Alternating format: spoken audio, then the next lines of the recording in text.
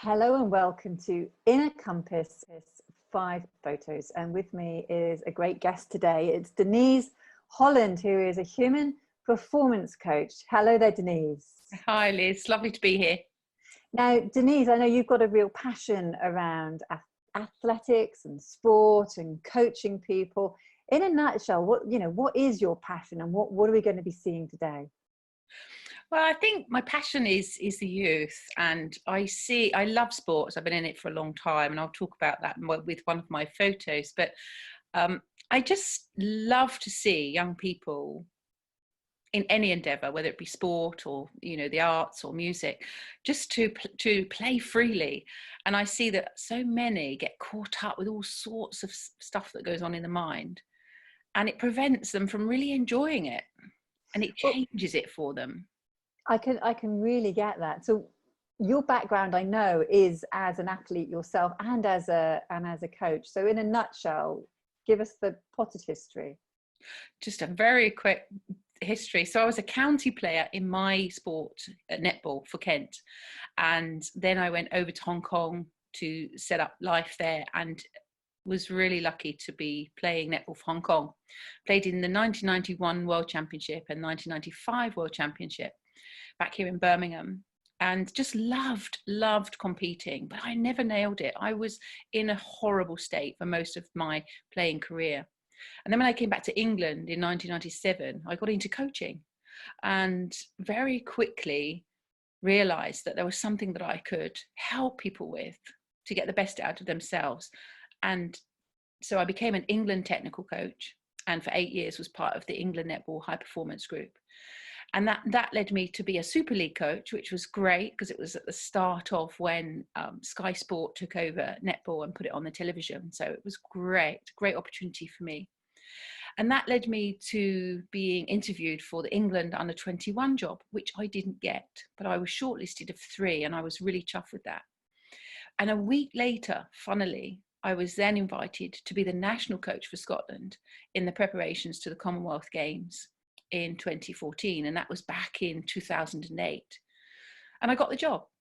And then I was found myself out of that role 4.5 years into a 6-year agreement, and my life changed completely. And I came across an understanding of the mind, which we learn to understand it as the 3 principles behind the human experience.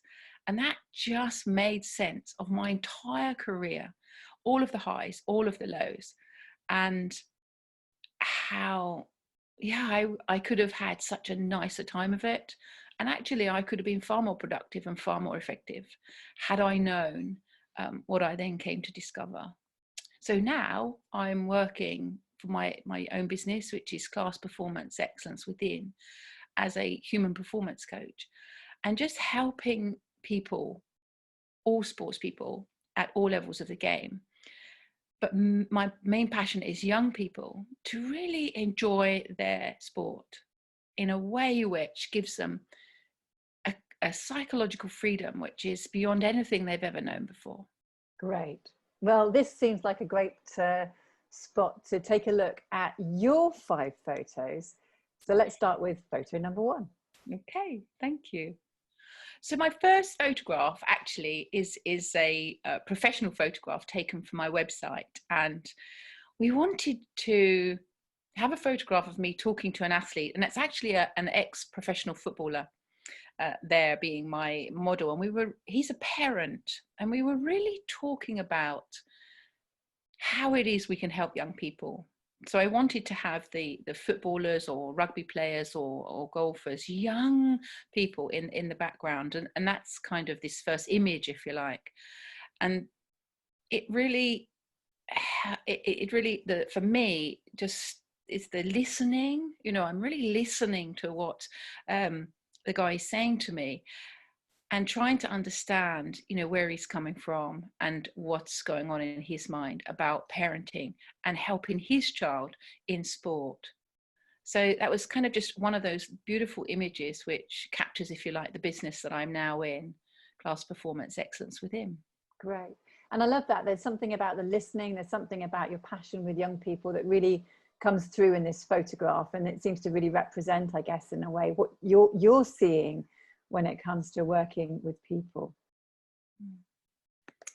All right, well, my second photograph, well, it's actually an image, and I took this photograph of my school certificate, and you can look at the date and you can see that I was very young, and this is where I really started to see in my own life how painful it was not to live up to your own expectations. And you can see that I came second, but at a very young age, I couldn't cope with that. And you can see there's a little first in there. And that's me at, 7 years old, just in so much pain of not coming first. And I can remember it, and it really, really chokes me, because I see young children suffering when they need not suffer like that. I had such expectations that I would only be okay if I was doing my best, but at my best. So I really misheard that, because I heard that be the best you can be, Denise. Actually, I heard, no, you're not okay unless you are being the best you can be. And I misinterpreted it, and I misunderstood it, that I was not okay unless I was striving in life and going after it, and that somehow my well-being is out there in performance results. Isn't that interesting that that certificate sort of in a nutshell seems to represent, I guess, what a lot of youngsters feel when it comes to sport, this desire to achieve that success and well-being is related to outcomes coming first. And yet it sounds like you're seeing something very different about well-being and success. So I'd be really curious to know a bit more about that. Okay, and that brings me to my next slide.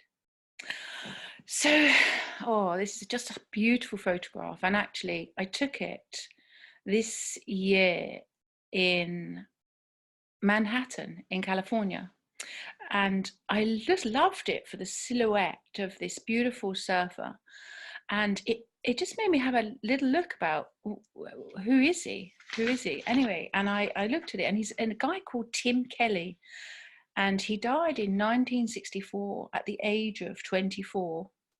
But he was an amazing surfer and a legendary lifesaver on the beaches of Manhattan. And the Los Angeles County Police Department run a program for life-saving, lifeguarding, and they, with his friends, put that in his honor. And it just, for me, is a beautiful metaphor for my journey, in as much as I know people don't need saving. Like, life is running through our every cell, every heartbeat.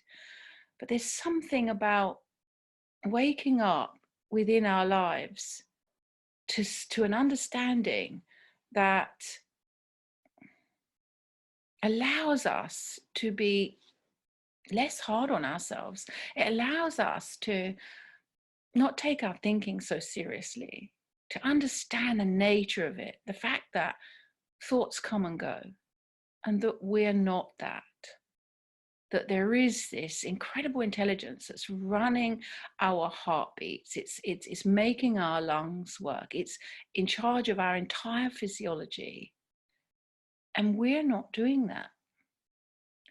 And in the same way, there's a way in which our psychology is also running through us. And when we understand that, that's a lifesaver. It's a game changer. And so, yeah, kind of Tim Kelly's statue here is a beautiful metaphor for the journey that I seem to be on and am passionate about. Oh, I love that. And it just sounds as though, with a lot of what we hear and understand about, say, for example, performance or sports coaches, where it's very much based on, I guess, technique and how you do things and perform. What I'm hearing here is there's something before that that you have eyes for, that seems to make the biggest difference. And that is about the extraordinary capacity of life to flow through us. And we don't need to save people. We are in the experience and flow of life itself. That sounds awesome. I'm really curious to see what your next photo is. That's beautiful. Thank you, Liz. Well, my next photograph actually is a program. It kind of represents a program that I first did with the University of Kent, and it's what I called a 50-50 program. And it just occurred to me, and they needed a netball coach, but I knew that, and I know that the technical, the tactical, the physical, that's not it. That if you can help young people to have clarity of mind and to really understand their experience and where it's really coming from, i.e. kind of whatever you're thinking, you're feeling in the moment, if you can help them to understand that, then they are going to get over losses quicker. They're going to get over somebody else's comments about them quicker. They're going to be able to bounce back in times of adversity on the court and in their studies and in their lives and in their relationships. And so what I did was I said, no, I'm happy to be your netball coach. And it would be really helpful if we were to do a 50-50 program. So 50% in the classroom and 50% on the court. And all of the classroom work was all about touching that space beyond the words, really getting into, where does performance come from? What's the nature of it? How does it show up in us? And they're all questions that we really can't answer, but that by asking them, it just points you to the awe of the design of being human. And that helped them to be real explorers of performance and see what's possible through their physical bodies and minds, rather than get caught up with outcome. I mean, that sounds like a really inspiring program for young people to be on. And I like that idea of an exploration,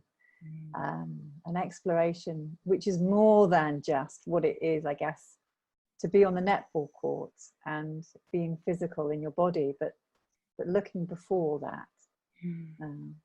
Love it. Great. So my dear mum died about a month ago, and this is a rose taken from the wreath that my father-in-law bought, and he's 96 years old, and I just loved looking at this rose, and it was really comforting to me. And what I could see is the perfection of it and the effortlessness of it just developing into a rose. There is an intelligence that has allowed that seed to grow into a rose and not a daffodil. Like it's already there. And it just really helped me to see that that's us too. As human beings, we come into the form and we have these amazing lives in these bodies. They're time bodies. And that which makes that rose grow is the same intelligence that makes us grow. But the rose isn't going to last forever. And nor, of course, did my mum. But the essence and intelligence that my mum is still here, because that's what we all are. And it really reminded me, Liz, of when I was just watching mum dying, that the spirit doesn't leave the body dissolves into spirit. And it was just the truth of it just really hit me. And I was just so blessed to have had that opportunity to share those moments, that time with mum. And this rose is just very special. And I just keep looking at it and just have that beautiful feeling of the presence of all the human beings that have gone before us and all of the human beings that will come after us. And that actually we're all just one divine consciousness, always eternal and infinite. Beautiful. Oh, Denise, they're beautiful photographs, and thank you so much. I guess it's just to say, if people want to find out more about you and what you're up to, how do they do that? Yes, so that's lovely. And it's been really a privilege and great to be part of this project, Liz. Thank you.